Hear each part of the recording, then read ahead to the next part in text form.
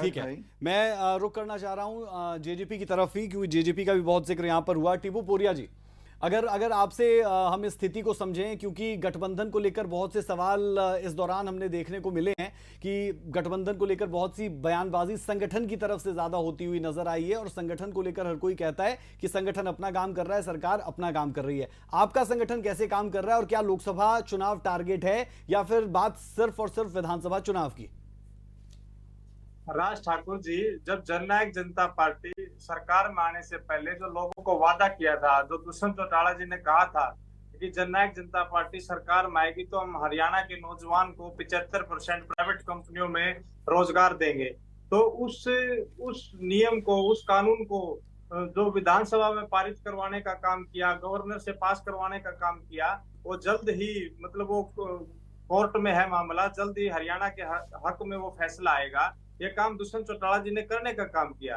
जननायक जनता party ने सरकार में आने से पहले जनता के बीच में एक वादा किया था कि हम सरकार में आएंगे तो हम महिलाओं को 50% आरक्षण देंगे चुनाव में।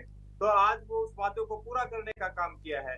इस प्रकार के तमाम अन्य वादे जो हमने पूरे किए हैं, हम जो दुष्यंत चौटाला जी ने सरकार में रहते हुए जो काम किए हैं, आज किसान की पेमेंट अगर 48 से 72 घंटे के बीच में उसकी डायरेक्ट खाते में आने का काम होता है। किसी ने कभी सोचा नहीं होगा कि जब कोई किसान की फसल अगर खराब हो जाती है, उसके लिए कोई क्षतिपूर्ति पोर्टल भी बनाया जा सकता है। ऐसी सोच इस गठबंधन सरकार की रही है, ऐसी सोच, ऐसी प्रोग्रेसिव सोच दुष्यंत चौटाला जी की रही है।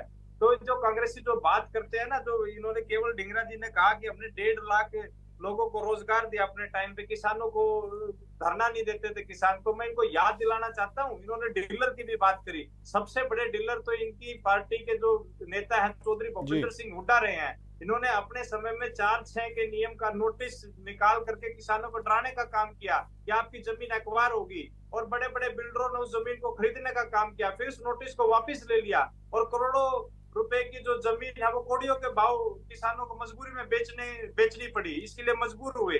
सारा प्रदेश जानता है कि किस टाइम जब किसान के ऊपर आपदा आई थी, किस प्रकार 2-2 रुपए के चेक, 5-5 रुपए के चेक भूपेंद्र सिंह हुड्डा की सरकार ने देने का काम किया था। ये पूरा प्रदेश जानता है। केवल ढींगरा जी जो यहाँ बैठ करके जो बात कर रहे हैं ना, अभी सिर्फ जो बाकी जो प्रवक्ता है वो सिर्फ यहाँ पे चुगली मारने का काम करते हैं। इनके पास सिर्फ भूपेंद्र सिंह हुड्डा के नाम की परिक्रमा के सिवा और कोई बात नहीं है। आज अगर कांग्रेस की ये बात करते कि संगठन का कोई इशू नहीं है, क्यों नहीं है संगठन का इशू? इतनी बड़ी पार्टी जो पूरे देश में जिसका नाम था, आज वो हरियाणा प्रदेश में लोकसभा की 0 सीट है कांग्रेस की, तो कहां गई वो?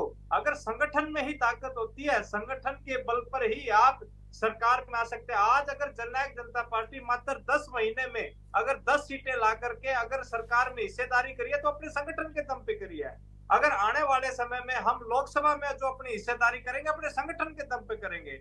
जो हमारी जननायक जनता पार्टी के हर कार्यकर्ता का जो एक मकसद बिल्कुल है, लेकिन टीपू पुनिया जी, मैंने शुरुआत में भी जो बात कही वो यही कही कि क्या आप लोकसभा चुनाव को टारगेट कर रहे हैं या विधानसभा चुनाव ही आपके निशाने पर है?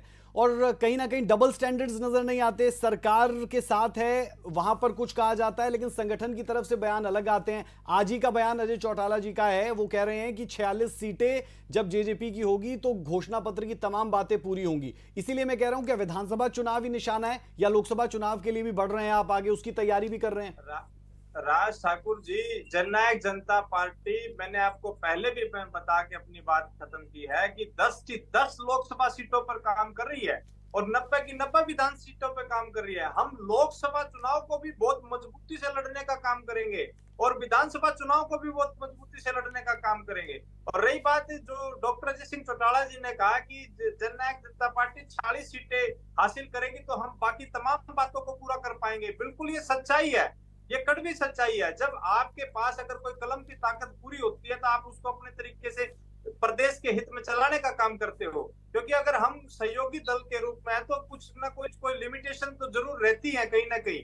तो कोई भी पार्टी है, चाहे वो इंडियन नेशनल लोकदल हो, वो सरकार बनाने की बात करती है, चाहे आम आदमी पार्टी जिसका कोई हरियाणा में कोई वजूद नहीं है वो सरकार बनाने की बात करती है। आज दुष्यंत चौटाला जी 10 सीटों के साथ सहयोगी दल के रूप में जेजेपी काम कर रही है।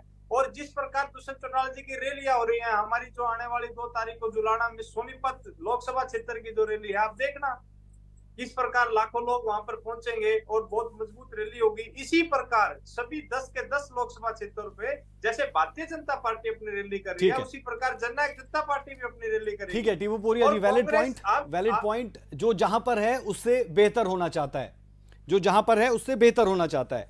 एनएलडी की तरफ टीपू पोरिया जी, मेरे पास वक्त कम है। चौहान जी, टीपू पोरिया जी को पूरा करने देते हैं। टीपू पोरिया जी लगातार उंगली उठाए हुए हैं। पोरिया जी अपनी बात रखें। चौहान साहब, टीपू पोरिया जी को बोलने दें। राज ठाकुर जी, कोका के खाते में जिस प्रकार कांग्रेस प्रवक्ता जी जो अपने झूठी वाहवाही गिनवा रहे थे, हरियाणा की ये जनता लोगों को आपके चैनल के माध्यम से ये भी बता दें कि इस प्रकार भूपेंद्र सिंह हुड्डा के राज में और खुद मारुति गौरव से हरियाणा से बताते बाहर थे निकली कि थी 85% मजबूरी में, मतलब ऐसी मजबूरी, ऐसी नौबत से भूपेंद्र सिंह हुड्डा की सरकार ने ला दी थी कि मारुति को बाहर जाना पड़ा। और आज दुष्यंत चौटाला जी की प्रोग्रेसिव सोच का ही नतीजा है कि मारुति का बहुत बड़ा प्लांट जो खरखोदा में लग रहा है, जो पूरी तरह से जब तैयार हो जाएगा, कम से कम 33,000 नौजवान साथियों को रोजगार मिलने का काम होगा। आज अगर हम सोना आईएमटी की बात करें तो सोना में बहुत, और राज भाई मुझे आईएनएमटी पे कुछ कहना है, मुझे समय दीजिएगा। जैसे आप है उसका एक भव्य इंडस्ट्री लग रही है। अगर हम गुड़गांव की बात करें तो हजार करोड़ से भी ज्यादा का जो प्रोजेक्ट है वो ग्लोबल सिटी का किसी गठबंधन की सरकार द्वारा लगाया जा रहा है। आज अगर हरियाणा एविएशन हब बिल्कुल टीपू पोरिया जी, आपको मैं